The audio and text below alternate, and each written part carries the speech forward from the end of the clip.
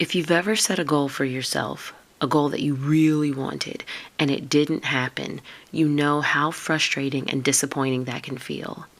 And if you're a recovering perfectionist like me and like many of my other listeners and clients, you're probably also familiar with how discombobulating it can feel when you don't hit a goal that you expect to reach. And then there's another unpleasant feeling that can come up when we don't hit our goals, a feeling that we don't normally admit to ourselves or to others. We can feel angry and we can feel resentful, especially when we believe that the goal that we want already belongs to us, or at least it should. If this resonates with you, if this feels like the story of your life, or at least the story of the current season of your life, then this episode is definitely for you.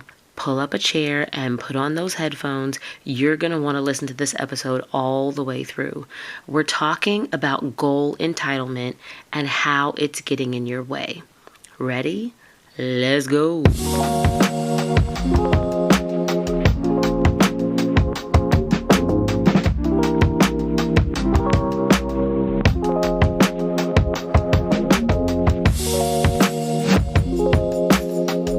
Good day, good people. Welcome back to episode 88 of the Life Edit Project podcast. As always, I'm your favorite life coach and podcast host, Coach Elizabeth, and I'm glad you're rocking with me. It's still January, so I'm still talking about goals because, let's face it, it's that time of year.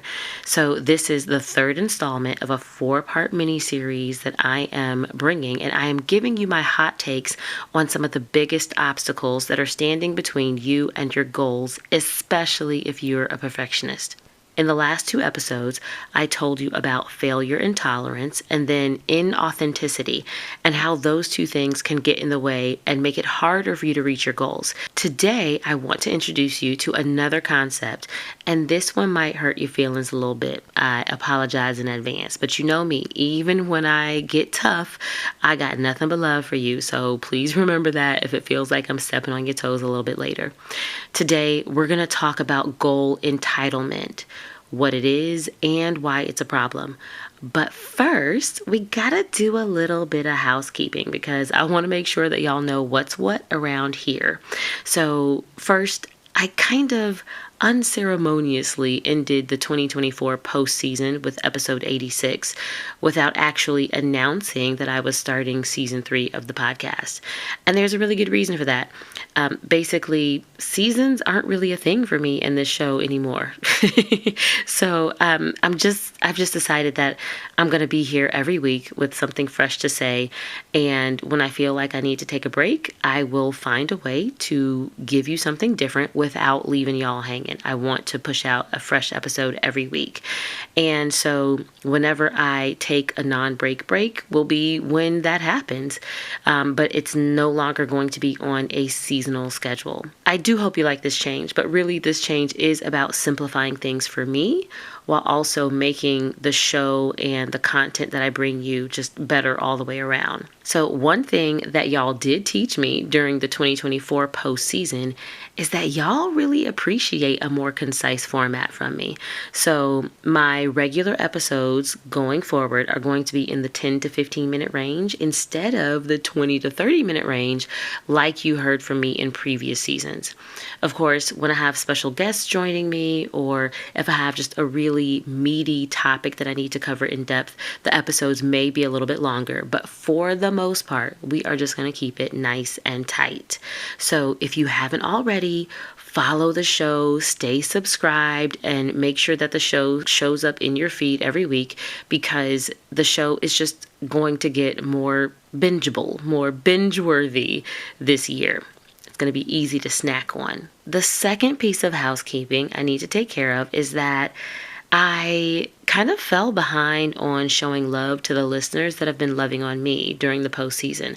So it's time for me to name my very first Listener Bay of the Week for 2025.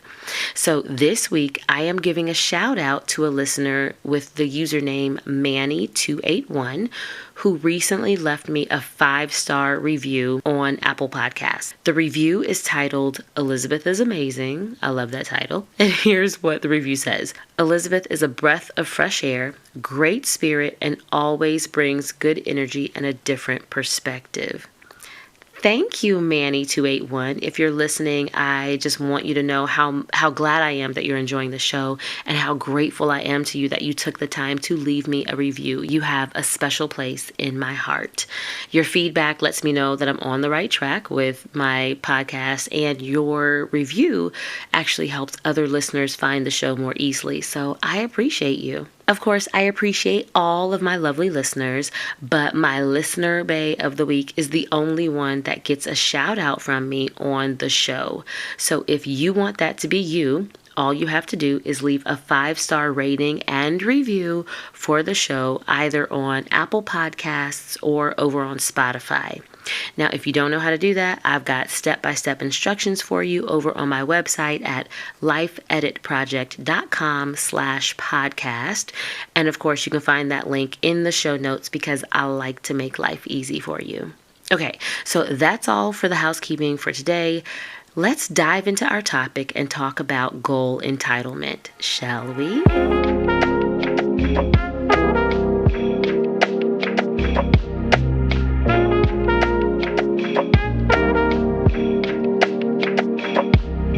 So what is goal entitlement? It's basically the belief that naming a goal or setting a particular goal gives you the right to having that result, regardless of how unrealistic it might be, or how much work you do or don't have to do, or how much time or experience it might take. You want it when you want it, and because you want it, you believe that you should have it. And more than just wanting it, and more than just wanting to have that result, you also believe that you deserve it, that it should be yours. And if you don't end up with the result, you've been robbed or unfairly denied something that should belong to you. That's why it's called entitlement. And now I know the way that I'm describing this sounds maybe a little bit bratty, but it's often very, very subtle, and it's not usually this obvious. But as a coach, a big yellow flag that I've learned to look for is when someone sets an arbitrary timeline for a very specific, non-arbitrary result. Because sometimes, not all the times, but sometimes this means that the person hasn't fully come to terms with what the goal actually requires of them. They just want it on their timeline and they want it on their terms. That's it and that's all. And if it doesn't happen that way, if things don't go the way they expect them to go, their misaligned expectations cause a whole nother level of problems beyond just the normal disappointment of not hitting a goal. And it doesn't matter what kind of goal you're setting, goal entitlement can creep in and it can sabotage your chances of success. Whether you have goals around your career or your relationships or your physical or mental health, it is still easy to get really attached to the random arbitrary goals that you've set that you have essentially pulled out of thin air. Now, it's not that the goals that you set are not possible. Don't put words in my mouth. That is not at all what I'm saying. But getting these specific results will often require a very specific course of action. And if you're struggling with goal entitlement, here are 3 problems you're going to face on your way as you try to reach your goals. Number 1, goal entitlement keeps you stuck on a path that doesn't lead to where you're trying to go. Hear me out. If you're dealing with goal entitlement, you feel entitled not just to the end result, the thing that you want, but also to achieving that result in the way that you want to. You feel like you should be able to get there by going the way you want to go. So even when you have all kinds of evidence that what you're doing or the way you're doing it isn't working, you just keep plowing away full speed ahead in the wrong direction. Now, if you are a perfectionist, you might fall into the trap of telling yourself that you're just being resilient or that you're being tenacious, that you're too committed to give up.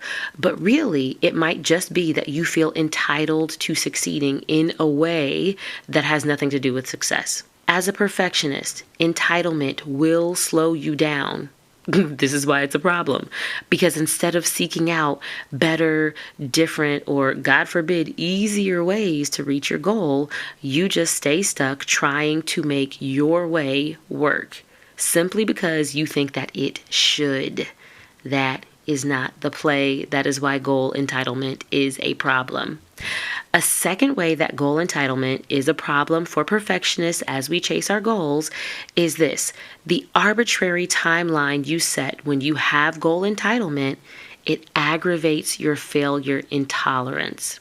If you don't know what failure intolerance is, I covered it in episode 86 in the first of this 4-part goals mini-series, but I'll give you a little recap here. Failure is unavoidable, and it will absolutely come up on the way to success. So if you want to increase your chances of reaching your goals, you gotta be ready to tolerate the experience of failure without abandoning your goals, right? That's what failure tolerance is all about. When you are in goal entitlement, you're usually working on, like I said, some type of arbitrary timeline that has nothing to do with how long it actually takes to create the result that you want. You might have decided, for example, that you want to get a new job within the next 3 months, or that you want to get married in the next 2 years, even if you're not in a relationship, or that you want to lose 15 pounds in the next 45 days, even though you don't have any kind of movement regimen or healthy eating plan. Now, if the timelines you've set are arbitrary, if you're just saying it'll take this long because this is as long as I'm willing to wait, there's a good chance that you will experience failure along the way. And that's okay. However, if you haven't built up a tolerance for failure, every delay to your arbitrary timeline is going to feel like the end of the world. And you'll end up either spending a lot of time flip-flopping over whether you even want to go after the goal anymore, or you'll end up leaving a trail of abandoned goals behind you, goals that you've quit as soon as your timeline starts to feel unreasonable. Because if you quit the goal before the timeline arrives, then it doesn't really count as failure, right? That's the mind trick that you play with yourself.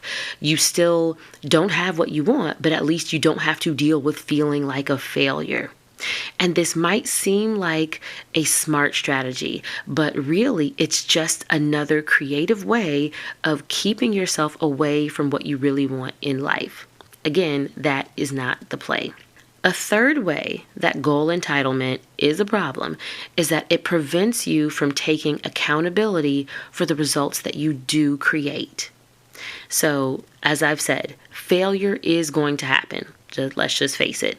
Sometimes you might just completely crash and burn. Like if you say you want to be married in the next 2 years, but at the 2-year mark, you find yourself ending a long-term dead-end relationship, right? You're not even close to marriage.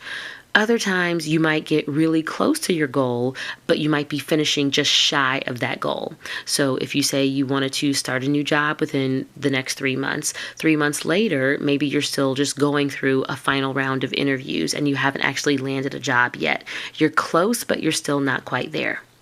If you're in goal entitlement, you're more likely to fixate on what you don't have and what you haven't achieved instead of acknowledging the results and the progress that you've actually made. Not only will you not take credit for the success that you have, but you also won't take ownership of your missteps or your miscalculations. And you won't use the overall experience as a lesson on how the way that you show up influences what happens in your life. Instead, goal entitlement will have you walking around feeling like you got the short end of the stick when life was handing out results to everybody. It'll feel unfair and it'll feel impossible to change when the truth is that you actually have lots of choices and lots of opportunities to get what you want. And no one owes you a chance at success except you. So yeah, goal entitlement, it's actually problematic AF. But once you can identify that it is an obstacle for you, you can solve for it. You can go around it, or you can blast a hole through it, or just completely neutralize it. And I have good news. As a professional life coach, helping you solve the goal entitlement problem is just one of the many ways that I can help you reach your goals faster and easier than ever. If you want to know exactly how working with me can help you, tap the link that's in the show notes and book a call with me to sign up for my one-on-one coaching program. Listen, y'all, it's 2025. That means it's time to stop playing with our goals and let's start smashing them instead. Let's be about that life together. Okay, that is all I have for you this week. I'll be back in your ears next week with another juicy episode to wrap up this goals mini-series. In the meantime, go work for what it is that you want. All right? Peace.